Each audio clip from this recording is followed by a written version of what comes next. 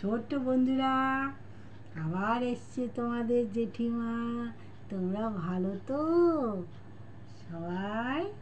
এবার আমার গল্প শুনে তোমরা খেতে বসবে তো? খাবার ঠিক করে খাবে তো? মায়েদের কোনো কষ্ট হবে না। আমি এসে গেছি তো। এবার শোনো, তোমাদের মতো ছোট্ট একটা গল্প বলি।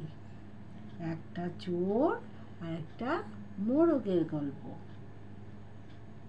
কয়েকজন চোর এক বাড়িতে চুরি করতে ঢুকে আর কিছুই পেল না। পেল মাত্র কি একটা মোড়ক। সেটা নিয়ে এসে তারা যখন সেটা জবাই করতে গেল, সে তাদের আকুতি মিনতি করে বলল, আমায় মেরো না, আমায় মেরো না,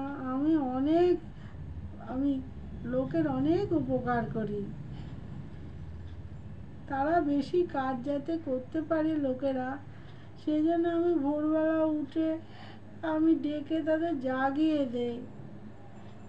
আমি এত ডাকি, তাই তো তারা ভোরবেলা উঠতে পারে এবং অনেক কাজ করতে পারে, সারাদিনে অনেক সময় পায়। আমায় মেরো না।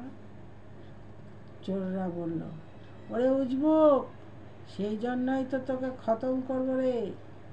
তুই যে এরম ভোরবেলা উঠে পড়িস, তার জন্য তো আমরা চুরি করার সুযোগ পাই না, আমাদের খুব অসুবিধা হয়ে যায়। বুঝলে বন্ধুরা, কোনো ভালো কাজ করেও ভালো কাজ যে করে তা করেও সে দুর্বৃত্ত যদি থাকে, তাদের হাত থেকে তার রেহাই পাওয়ার উপায় নেই।